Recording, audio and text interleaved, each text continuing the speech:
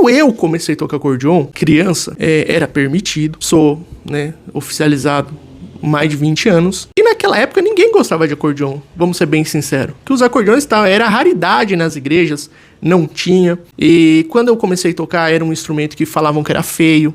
Era um instrumento que falavam que era instrumento de velho. Eu, criancinha, né, tocando, e falava, nossa, instrumento de velho. Parece um velhinho tocando. Depois que proibiram, mas, nossa, eu queria tanto aprender. Nossa, mas eu só entro na orquestra se for pra tocar o acordeon. Só que quando podia, muita gente não quis aprender, né? Porque não era um instrumento que tava hypado, não era um instrumento que tava na moda. Se amanhã falarem assim, ó, tá proibido violino, o tanto de irmão que vai ter que falar assim, nossa, mas eu queria tanto entrar na orquestra, mas eu só entro se fosse violino.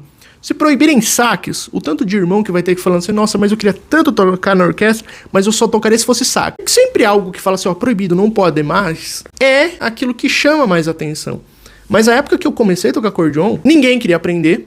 Essa é a verdade, ninguém queria aprender, ninguém gostava. E era um instrumento que falava, nossa, instrumento de velho, antigo. Só que daí, agora, aonde eu vou, chego com o acordeão pra tocar. Nossa, mas eu queria tanto tocar. Por que foi proibido? Ah, não sei o quê. Mas quando podia, como era um instrumento que muitos falavam que era feio, que nunca esteve na moda, né? A não ser lá em 1930, 40, 50, quando começou a obra de Deus, que a maioria dos instrumentos era acordeon, queriam aprender. Mas agora que não pode, às vezes chegam em mim irmão de 70 anos, de 80 anos e fala, nossa, mas eu queria tanto, mas eu só tocaria se fosse acordeon. Mas ficou a vida inteira acordeon, ninguém queria, era instrumento feio, só foi proibir. Ah, mas agora eu queria. Então assim, algumas pessoas chegam pra mim e falam, eu queria tocar acordeon. Tem tantos instrumentos lindos na orquestra, né?